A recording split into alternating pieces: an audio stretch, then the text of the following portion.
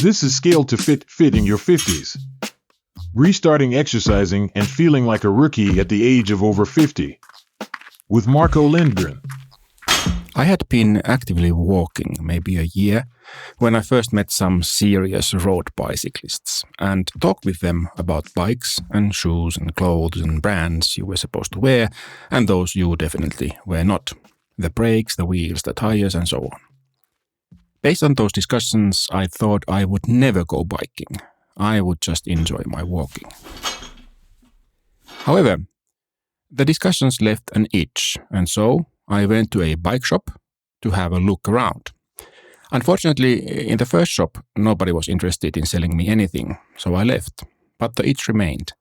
And a while later, I ended up in a brand store, and voila! It was a busy day, a lot of customers, but somehow I ended up taking a bike out for a test ride. And it was marvelous. Riding the carbon frame gravel bike was just incredible compared to my old steel frame hybrid bike from about 20 years before. So today we are talking about something near and dear to my heart, making the leap from being a dedicated walker only to exploring the streets, the woods and the world on two wheels, specifically gravel biking for those of us who have gained some experience and aren't afraid to gain some more. If you have been pounding the pavement for long enough and are looking for your next adventure, or maybe your knees are whispering, hey, let's try something different, this episode is for you. We are diving into everything you need to know about transitioning from walking to gravel biking in your 50s. And also, with biking applies what I like to say, don't do nothing, do something and scale it back. So, why gravel? For walking, I was staying in the same area, about 5 to 10 kilometer radius from home. Apart from occasional hiking trips to further away places, I knew every crack in the sidewalk, every hill in the vicinity, not that there are so many. And the thought of being able to reach further felt quite good. At the same time, I didn't feel I belonged to the road biking scene with speed and branded tight lycra. My tight lycra is of a lesser brand. My scene is around the same places as my walking, beautiful back roads and trails where no cars or road bikes can reach. In effect, gravel biking is like the adventurous cousin of walking, who went to college and came back with stories. You get that same meditative rhythmic movement, that connection with nature, but suddenly your 3 kilometer radius becomes a 30 kilometer radius. You might be thinking, am I too old to start biking? Here's what I love about being a grown-up and starting something new. You have wisdom, patience, and honestly, probably better judgment than you did in your 20s. If you have been walking, you already have a solid aerobic base, leg strength and endurance, balance and coordination, an appreciation for being outdoors, and the habit of regular exercise. You are not starting from zero. You are upgrading your existing fitness foundation. Plus, at our age, we are not trying to prove anything to anyone. We can take our time, enjoy the process, and not feel pressure to keep up with the road bike lycra crowd. Yes! And as always, when you are considering a significant change in your exercise routine, a chat with your doctor is never a bad idea. This is especially true if you have any history of heart issues, joint problems, or balance concerns. That said, cycling is generally easier on your joints than walking or running. The bike supports your body weight, reducing impact on your knees, hips, and back. Many people with arthritis or joint pain actually find cycling more comfortable than walking long distances.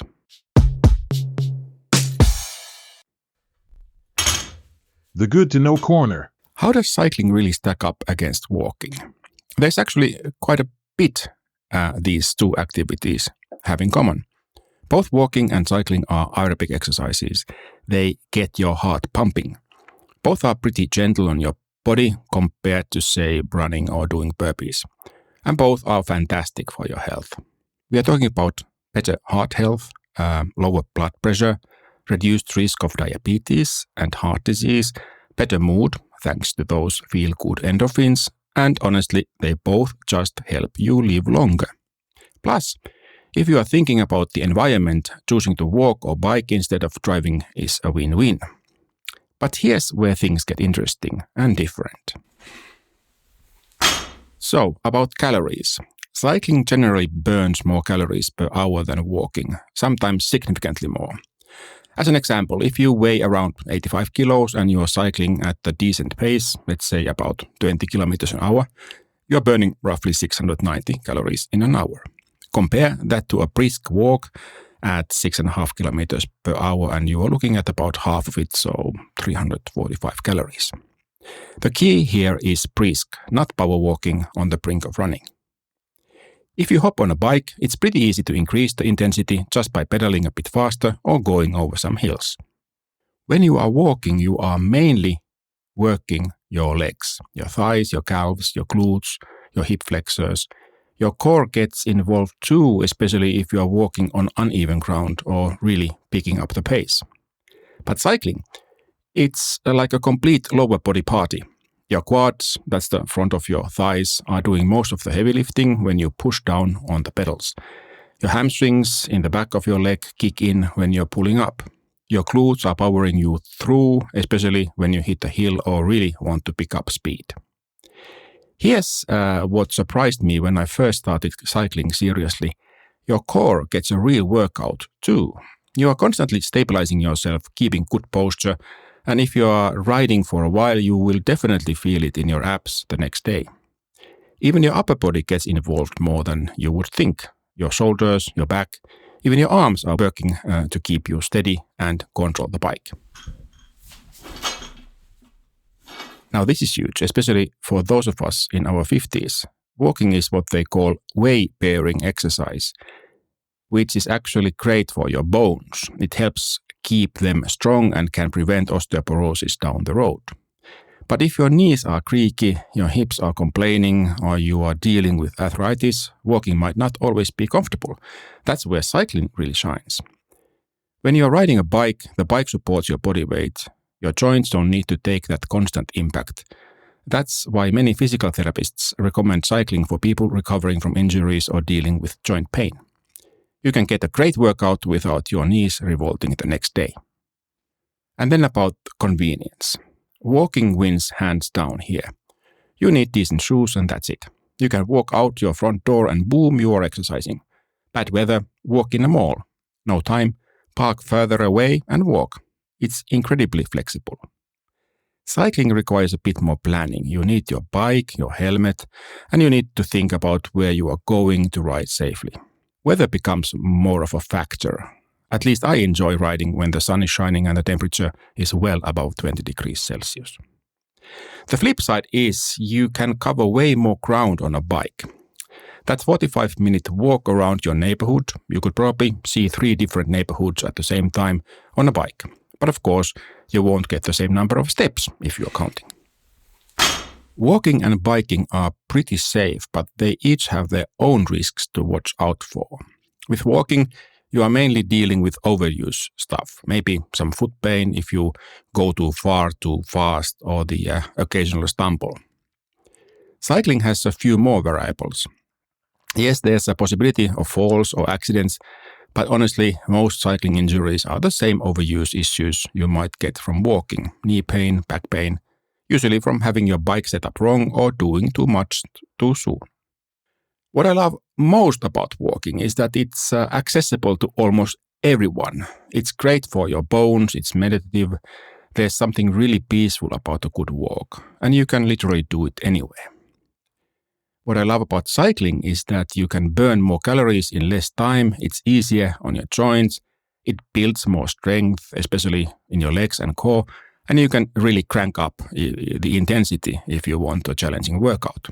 Plus, you can actually use it to get places, which walking sometimes can't practically do. The real truth is both walking and cycling will reduce your risk of heart disease, stroke, diabetes, and even some cancers.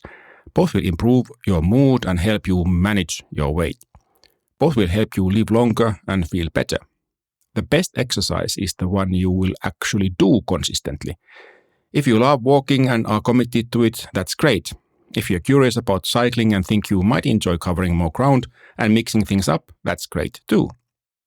And honestly, why choose just one? Maybe walk during the week for convenience and stress relief, Then 2 longer bike rides on weekends for adventure and a bigger fitness challenge. Or do like me, ride when the sun is shining and when the weather gets bleary, take a walk. The point is, you are moving your body, you are staying active and you are investing in your health. Whether you are putting one foot in front of the other or spinning those pedals, you are doing something great for yourself. The good to know corner. If you have been walking for a long time, you probably have opinions about shoes, right? Maybe you're a Brooks person or you swear by your Asics, like me. Bikes are similar. There is no one perfect bike, but there's probably a perfect bike for you. For me, it happened almost so that the bike chose me. There was no going back after the first test ride. Gravel bikes are basically like the Swiss Army knife of the cycling world. They have wider tires for stability and comfort and for uneven surfaces, more upright riding position than road bikes. They have multiple gears for tackling hills and forest paths with protruding roots, mounting points for water bottles, bags and accessories, and durability for rough surfaces. Yes! Buying a bike online is like buying shoes online. It might work out, especially if you know exactly what you want, but then again, probably not. You need to get properly fitted. A good bike shop will measure your inseam, torso and arm length, let you test ride different sizes, adjust the seat height and handlebar position, and make sure you can comfortably reach the brakes and shifters. Don't hesitate to tell them you are new to cycling and in your 50s. A good shop will assist you in finding something comfortable and confidence boosting. The price of a new gravel bike ranges from about 800 euros to as high as you want to go. For your first bike, you don't have to go all the way. A good mid-level bicycle from a reputable brand will serve you well. You don't need all the bells and whistles, but some upgrades will elevate and improve your experience. In addition to a bike, you will also need a helmet, lights and some basic accessories, like a water bottle. Even though helmet hair is real, for those who still have hair, your brain is the only one you've got. Unlike your knees, you can't replace it.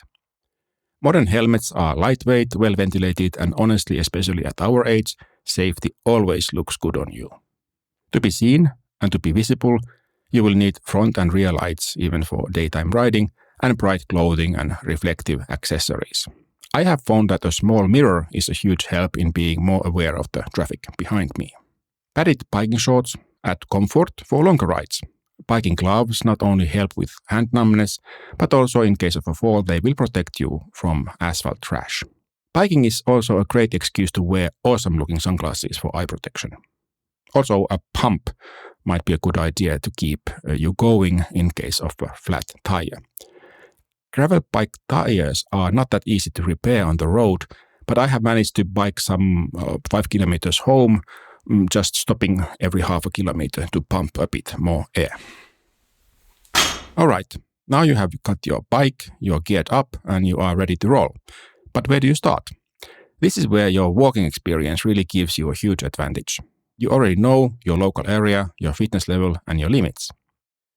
So, first ride, the parking lot test. Before you head out on those roads, spend some time in a large empty parking lot. Practice starting and stopping smoothly, shifting gears, turning and balancing at slow speeds, and using the brakes. This might feel silly, but a gravel bike probably behaves differently from your earlier ride, so it's better to get a good feel of it somewhere safe. The next few rides, take the familiar routes. Start with those you know from walking, but do them on a bike. That 5-kilometer walking loop, perfect for your first real ride. You know the hills, the traffic patterns, and where the good cafeterias are. For your early rides, plan for 5 to 10 kilometers maximum. Choose quiet roads or bike paths. Avoid busy traffic until you are more confident. And for all my rides, I plan my route in advance. I tell someone where I'm going and take water and a snack with me. After those first rides, like with any exercise, build distance gradually. Couple first weeks up to 10 kilometers, focus on comfort and confidence. The next 2 weeks up to 15 kilometers, add some gentle hills, and then weeks 5 to 8, so second month up to 25 kilometers, explore new routes, and then from the third month on, 30 kilometers and over, take longer adventures. And remember, this isn't a race. Some people will progress faster, others will progress more slowly. Listen to your body. Yes! Bikes have gears, and if you have only been walking, bike gears might seem more complicated than your walking gears. They are really not. Gears are like the incline settings on a treadmill. They make things easier or harder. So lower gears are easier to pedal, slower speeds for hills and starting from stops, and higher gears are harder to pedal, higher speeds for flat ground and downhills. The basic idea is to shift before you need it, especially don't shift during a steep climb. It's better to spin your legs fast in an easy gear than grind in a hard one. Most gravel bikes have 1x or 2x drivetrains, and your bike shop will explain your specific setup. Bikes need some basic maintenance, but it's not as scary as it sounds. Think of it like maintaining your walking gear. You replace worn shoes, you clean your clothes, and you might adjust your walking poles. Basic bike maintenance includes keeping tires properly inflated, keeping the chain clean and lubricated, but not too lubricated, and checking brakes regularly. I also take my bike annually for a tune-up at the bike shop. It's a small cost for the longevity of the bike. As a walker, you probably already know the importance of staying hydrated and fueled. Cycling is similar, but with a few key differences. You will sweat more on a bike than walking because you are working harder. But you might not notice it as much because of the air moving past you and swiping your sweat away. Carry more water than you think you need, especially in hot weather. A little electrolyte boost might also be helpful in hot conditions. For rides under an hour, you probably don't need extra fuel. But as your rides get longer, eat something light a couple hours before riding. And for riders over 90 minutes, bring a snack, something easily digestible, carbs, and some protein like a protein bar. And don't try new foods on long rides. And just like after a long walk, after a ride, you will want to rehydrate, eat something within an hour, stretch your legs, hips and back, and pay attention to how you feel for the next time. And there are some challenges also, of course. Transitioning from walking to cycling isn't always smooth. 1. Balance and confidence. If it's been years or decades since you rode a bike, it might feel wobbly at first. This is completely normal. Practice in safe spaces starts slowly, and remember, confidence builds with experience. 2. Saddle discomfort, so-called bike seat pain. It is probably the number one complaint from new cyclists. The good news, it usually improves as you adapt. Make sure your bike is properly fitted, the seat is on the right position, consider padded shorts, and gradually increase your ride time. 3. Many new cyclists feel nervous around cars, at least I do still, especially around big ones. Start on quiet roads, bike paths, or rail trails. As your confidence builds, you can gradually work up to busier roads if you choose to. 4. Hills on a bike are different from hills on foot. Use your gears. Don't be afraid to go slowly, and remember, what goes up must come down, and that part is going to be fun. For some people, one of the best parts about being a walker can be the community, walking groups or hiking clubs. The cycling community can be equally welcoming, so look for local cycling clubs with beginners-friendly rides, bike shop group rides, rail trail associations, or online communities. And don't be intimidated by the Lycra crowd. Many cycling groups have no-drop policies, meaning that they will wait for everyone and specifically welcome new riders. I have had some links to the resources in the show notes. Starting something new in your 50s takes courage. It would be easier to stick with what you know, to keep walking the same routes, not to risk looking silly or feeling uncertain. You've already proven you can commit to fitness through walking. You have already shown you value your health and well-being. Adding cycling to your routine isn't starting from scratch, it's expanding your possibilities. Maybe your first ride will be wobbly.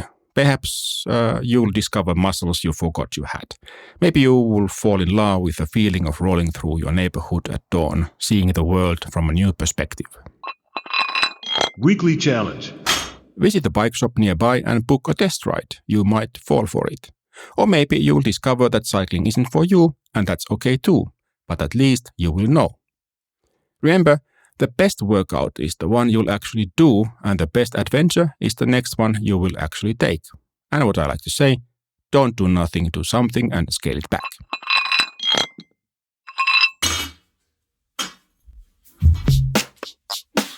This was Scaled to Fit, Fit in Your 50s with Marko Lindgren. All sounds are made by me. Send us your feedback via email at feedback@scale2.fit or visit podchaser.com/scale2fit to leave a rating. Don't forget to check the show notes at scale2.fit. All the links are there. Thank you for tuning in.